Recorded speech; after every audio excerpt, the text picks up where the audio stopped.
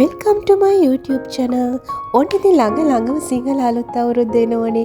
ඔයාලා මේ දවස්වල හරියට කාර්ය බහුල ඇති. මොකද අලුතින් හැමදේම ගෙදරට එකතු වෙනවනේ. ඉතින් මට හිතුණා අද මගේ යාළුවෙක් එනවා ගෙදරට. ඉතින් මම ඉක්මනටම chicken deval එකක් හදා ගන්නවා වැඩි වැඩ නැතුව. ඒ රෙසිපි එක මම ඔයාලත් එක්ක ෂෙයා කරගන්න හිතුවා. ඉතින් chicken deval හදන recipes මංගා 5-6ක් වගේම තියෙනවා වෙනස් විදියට හදනවා. ඉතින් මට හිතුණා මේක ක්‍රමය හරිම ලේසි. ඒ ටක් ගාලා හදා ගන්න පුළුවන්. ඉතින් මට හිතුණා ඔයාලත් එක්ක මේක ෂෙයා කරගත්තොත් හොඳයි කියලා. ඉතින් එහෙනම් අපි යමු වීඩියෝ එකට යන්න කලින් ඔයා මගේ channel එකට අලුත් කෙනෙක් නම් channel එක subscribe කරගෙනම වීඩියෝ එක බලන්න කියලා ආදරෙන් ඉල්ලනවා. එහෙනම් අපි වීඩියෝ එකට යමු. මුලින්ම මම කරන්නේ විනාගිරි මේස හැඳි 3-4ක් දාලා චිකන් ටික ලුණුයි ගම්මිරිසුයි දාලා තඹ ගන්නවා. විනාඩි 3-4ක් තඹ ගත්තම හොඳටම ප්‍රමාණවත්. ඉතින් ඊට පස්සේදී ඒ ටික ගැඹුරු තෙලේ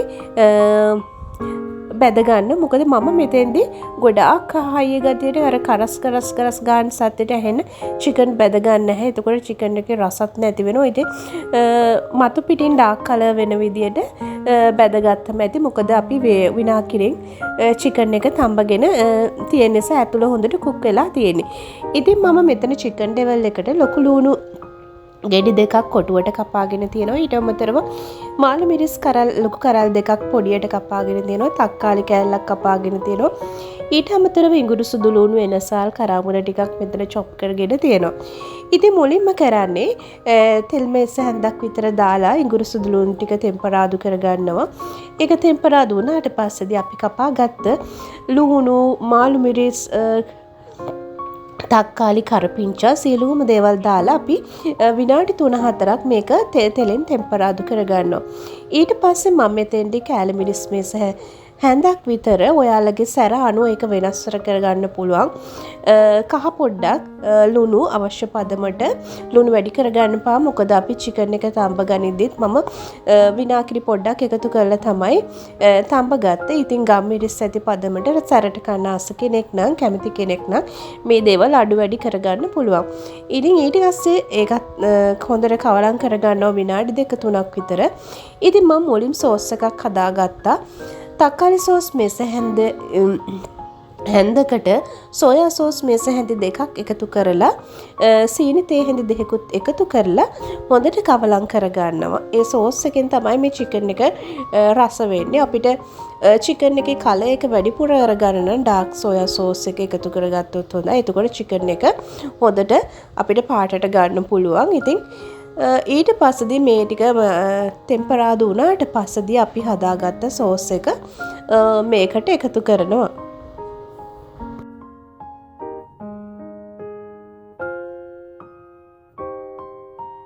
අපි හදාගත්ත සෝස් එකත් එකතු කරාට පස්සේදී අපි මෙතෙන්දි බැදගත්ත චිකන් ටික දාගන්නවා. චිකන් ටිකත් හොඳට දාලා අපි සෝස් එක මේ චිකන් වල හොඳට දැවටෙනකන් අපි මේක මික්ස් කරගන්නවා. ගොඩාක් මේ අත තද කරලා චිකන් එක මේක කවලම් කරන්න එපා. මොකද ඒතොර චිකන් කෑලි කැඩෙන්න බලනවා. මේක අපි තම්බල බැදගෙන තියෙන නිසා. ඉතින් හොඳට කවලම් කරගත්තට පස්සේදී ගින්දර අඩු කරලා අපි ඊට අවශ්‍ය රස තියෙනවද කියලා පොඩ්ඩක් කාලා බලලා චෙක් කරන්න. ලුණු මදි නම් ලුණු දාන්න, සැර මදි නම් ඒව එහෙම කරගන්න. තව පාට අවශ්‍යයි කියලා හිතනවා නම් ඔයගොල්ලෝ ඩාර්ක් සෝයා සෝස් ටිකක් තව එකතු කරගන්න. ඉතින් මට මේ ප්‍රමාණය හොඳටම ප්‍රමාණවත්. ලුණු රස හැමදේම ගානට තියෙනවා. ඉතින් මේක හරිම රසයි. අපි විශේෂයෙන්ම විනාගිරියෙන් තඹ ගන්න නිසා අපිට මේක වැඩි වෙලාවක් තෙලේ බදින්න අවශ්‍ය වෙන්නේත් නැහැ. හොඳට තැම්බෙනවා. ඒ වගේම චිකන් ඩෙවල් එක රසයි.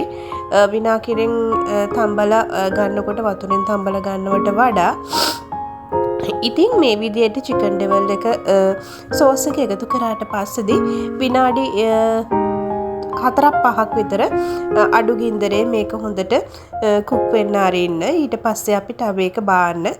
ඉතින් මේ විදියට රසට චිකන් ඩෙවල් එක හදාගත්තොත් ඉතින් හරිම රසයි.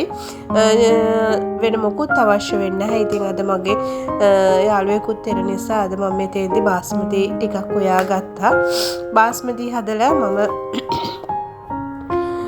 මේ චිකන් ඩෙවල් එකයි පරිප්පු පපඩම් චිලි පේස්ට් කැට සලාදයක් හදාගත්තා. ඒවත් එක තමයි කැම ටික පිළියෙල කරගන්නේ. ඉතින් මේ තියෙන්නේ මම රසට හදාගත්ත චිකන් ඩෙවල් එක. මේක හරිම රසයි. ඒ වගේම හරිම ඉක්මන්. වැඩි ප්‍රශ්න නැහැ. කරදර වැඩි නැහැ. ඒක නිසා හරිම ඉක්මන් හදලා බලන්න. ඉතින් අලුත් අවුරුද්දට එනෝනේ නැහැ. ඉතින් හදලා දෙන්න. ඉතින් රස කොහොමද කියලා ඒගොල්ලන්ගෙන් අහන්න. ඉතින් ආයෙත් දවසක මේ වගේ ලස්සන වීඩියෝ එකක් අරගෙන එන්න. එතකන් ඔයාලට සුබ දවසක්. channel එක subscribe කරලා තියාගන්න. bye bye.